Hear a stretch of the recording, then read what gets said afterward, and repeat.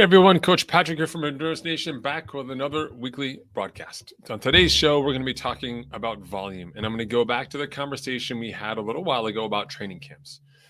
Specifically, we use training camps inside Endurance Nation as a lever through which we can add more training stress, more volume in discrete elements, so smaller blocks that allow us to effectively create sort of stepping stones, building fatigue in a way that's not about a steady buildup every week and making every week harder, but using these milestone sessions, say once every 4 weeks or once every 6 weeks, to kind of boost the fatigue, allow you to take a step up, but mostly keep your regular schedule pretty condensed and time bound, so we can respect your life, etc. Right. One of the questions I got back from that from inside the team was, okay, that's great, but how do I even get ready for a camp? Like I'm ambitious at this camp. I want to make the most of my time in Arizona, in Florida, in Mallorca, wherever I may be going. How do I make sure that I'm ready for the camp? I've got a training plan that's designed to build me to races, but how do I get ready for a camp? Like how do I layer in a camp concept with a training concept? And this is actually like a really insightful question. So I wanted to debrief that a little bit today and cover some of those elements. But first, as a recap, the reason why we use training camps is indeed to create that additional training stress, right? But you have to be ready to do the work. So this includes a couple elements. You need a clear understanding of what you hope to achieve at the camp, right? Like improved endurance, or you want to be stronger, you want to be faster, you want to improve your skill set, whatever that may be. And we have to actually dedicate time to preparing for it, right? So we have to break that down here, so you understand what the success factors will be at a camp, and understand that the success that you have at a camp is predicated on the work you've done before. So the first path that most athletes are operating on is a training plan designed to a race. You're going to do a half marathon, a half Ironman, a full Ironman, an ultra run, whatever it is, X weeks, 8 weeks, 10 weeks, 12 weeks. You've got a training plan laid out to get you ready for that event. Now, along the way, so that's the trajectory. We could say from day 1 to day 0, you're going to go from 0 to day 50 miler, 50 days to a 50 miler. Kind of catchy, right? Okay, well, in between those times, we're going to do some key workouts designed to kind of build your fitness, like mini volume camps, to kind of get you going. How do we get ready, right? If we know that we want to have, say, in those 50 days, so 7 weeks, we know that at 2 weeks in and 4 weeks in, we want these 2 bigger blocks. And those bigger blocks are going to be condensing the volume together for the work that we want to do. How do we get ready for that camp, right? Well, number one, outline your goals. Like, be very clear about this camp. So you have your training plan, follow your training plan. We're going to step back now and say, I have an opportunity to do a camp. What would my goals be for this camp, given this plan that I'm on and my goal performance at this race, right? So, if the camp is something that's geographically located in an area or is similar to the terrain you'll be racing on, then maybe it's more about spending time in that area or time in that geographic space, be it altitude, be it weather, climate, etc. Maybe conditions like the type of trail you'll be running on that will allow you to just get better at race day because you're spending time in that area. So it could just be acclimation from a geographical perspective. It could be about, hey, I need to catch up. Like I had a rough start to the season. I need to add some volume in to ramp up. It could be about execution skills, right? Like I know that there's a lot of, say downhill running in critical sections on the race. You're a more competitive athlete. So you're saying, I want to spend time at this camp focusing on some of that downhill running to make sure that I'll be fast. So once we know whatever that main goal is, or maybe even top 1, 2, or even 3 goals of the camp, we can then say, all right, how do I get ready to achieve that goal, right? So we'd say, for example, let's take the downhill running, because that's an interesting one. There's a lot of downhill running. In an ultra, downhills is where you get most of the running done. It's not easy to run uphill. If you say you're going to run uphill in an ultra, you haven't done an ultra. And so most of that running happens downhill. So you have to be efficient at running downhill. Have to be sometimes a little reckless. Just be safe, please, when you're running downhill. I don't want to do anything too crazy. But it is a skill, and there's a physical element to it as well. So we can say, all right, I want to be able to run downhill by the time I get to this camp. My race in 7 weeks make it up 10 miles of downhill running. So in this first camp, I want to be able to do 2 days of 4 miles of downhill running, 4 miles of downhill running on Saturday, 4 miles of downhill running on Sunday, right? Or whatever that may be. So I have to be ready for not just 4 miles of downhill running in a single go, but 8 miles in 2 days. So once I understand that, I can go back and say, okay, what are the steps that I'm going to take to prepare for this downhill running? Now, I may live in a flat area like I personally do here in Rhode Island. So, doing step downs, right? Like being on a box 6 to 8 inches off the ground, basically standing on one leg and lowering yourself down to touch your heel of the opposite leg. on the floor in front of you, or get it pretty close to the floor and stand back up again. So it's kind of like a pistol squat, but on a box. That's a great way for you to sort of get into that downhill motion, and then really work the eccentric motion of the quad. Prepare your body for that, right?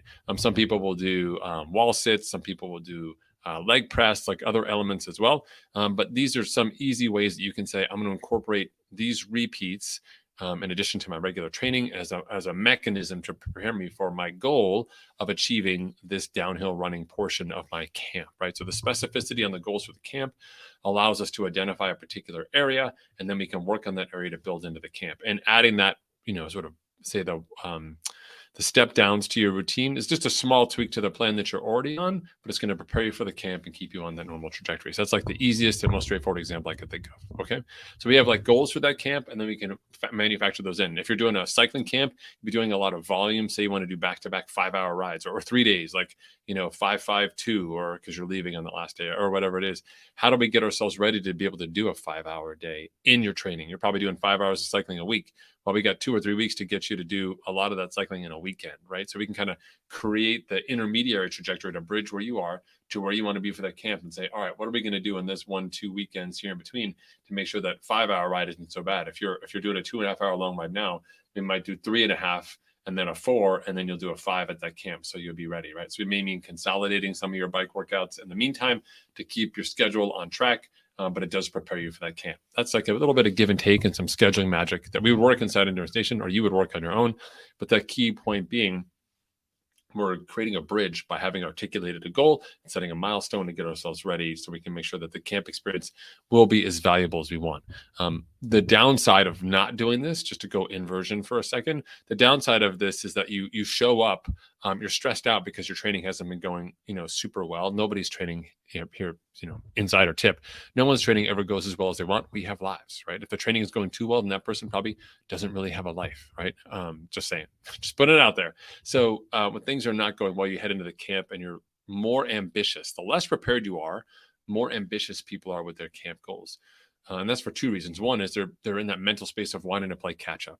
But 2, it's because they really haven't been struggling with the work required to do that long session. So the long session seems achievable. When we work on these intermediate spaces, if you go from that 2.5 hour ride to a 3.5 hour ride, the pushback that your body is going to give you is feedback that goes to the brain that says, this is not easy. So when you get into the camp and you're going to reach for a 5-hour ride, you just had a recent experience that said, ooh, adding an hour to my day was not easy. And I had some lessons learned from that. I want to get better. When you move from that 3.5 or the 4, if you get it in, to the 5, you have another similar leap. You're going to enter that from the mindset of knowing this is not easy and I have to approach it better. And you'll be wary of the goal. You'll be ambitious, but also internally reserved. And you'll be able to make plans that are commensurately positive towards you being able to execute that, versus the athlete who's not on that schedule, who hasn't set those milestones, hasn't prepared for the camp, and is like, oh, totally, let's do 5 hours tomorrow. Sounds great. Like zero sort of sense of like how challenging that is, right? And so you'll often see that like at work or in other situations that may be similar, where people will say, yeah, let's go. Someone will say like, oh, you're doing a marathon? I'd love to run a marathon. Like, can I run a marathon? Like, in 3 months? And you as a person who's training for a marathon says like, not easy, because I'm in it now and I'm pushing and I'm grinding on it. Nothing against your ability, but when someone says I'm going to do this in next week, or I'm going to achieve this goal, they haven't really wrestled with the topic yet, right? So I'm all for setting out those big audacious goals. Like that's fine by me, but success really is predicated on creating a process through which we get there, and we can do that by being really smart and intentional, right? Okay. So I'm going to pivot here for a second and just talk about some camp logistics, because these elements are the difference between a good camp and a bad camp. So even if you've done the milestones and done the preparation, another part of getting ready for a training camp, or training for a training camp, is to be better organized, right? So we'll talk about this. So number one, create a packing list, and take that packing list that you have for your race. Inside Endurance Nation, we have packing lists for different races. Take that packing list, winnow it down, and then make sure you have all the things. So it's nothing like getting to your destination and not having the right charger for the right computer, not having the right recovery tool that you want that's going to help you, given the additional load. Maybe you want a yoga mat and the place where you're at doesn't have a carpet. Now you really need a yoga mat, and you had a yoga mat at home. And if only you'd taken the time to look at the Airbnb, you would have brought the yoga mat. Life would have been better. So just kind of go through that packing list. Another easy one is your workout nutrition. Obviously, buying that's expensive. Traveling with it, depending on how much you're bringing, could be expensive as well. But it's a lot cheaper than having to drive around and lose time buying and shopping for it on site when you're there. Okay. Similar to the sort of packing element is really all the logistical stuff. So the check-in, the trip from the airport, how you're going to get from the airport to where you're staying, or from the bus to say, or we're driving to where you're staying. Where are the places you're going to go? What do you need when you get there? If you're going to spend time in a pool, how do you make sure that you have time in that pool before you leave, or you've gone through all the mechanisms so that you know everything you need to do? So when you walk in, you can get to the pool within like 10 minutes of signing a waiver and paying $10 or whatever it is, and you're in the pool, as opposed to waking up in the morning and saying, let's find a pool, which ones are open, etc. And you lose all of that time. So really take the time on the logistics. I'd identify places where you can sleep, good restaurants where you may want to eat, and just have all that written out for you as well. You want to identify fun opportunities, things that aren't necessarily non-training related. If you're focused on that aerobic lifestyle and you want to get outside of your training, but just be active, like are there parks or places to explore, things that you want to check out that are cool? If you have anything that you want to achieve when you're there, that's in addition to your training, if you want to go see a landmark or pick up something for the people back home, you can actually plan ahead for that. Inside Mile 18, which is our training camps business, that's a lot of the work that we do. And we create bespoke trips for people, is do all of that logistical work. So you can say, I want to take a group of people and go to Solvang for a time trial camp. We organize all the logistics for you so that you can just go there with the camp and you have all the resources you need, your own book, etc., to kind of dive in and make sure it's really successful, because it makes a massive difference for people on the ground. Yes, everyone has the internet at their fingertips, but the internet is in many ways a lie because it makes everything look easy. You have to actually drill down. You have to do the work. You have to build the relationships, and that's tough. And solving for that with your logistical element of your training camp ahead of time will be massively important.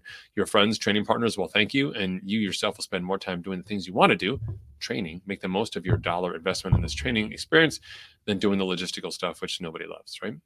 Last piece of the puzzle here is making sure that you're heading into camp recovered, okay? And this is actually really important. It's common for people to be, like I said earlier, under the gun, really training late, trying to get stuff in before the time of the camp.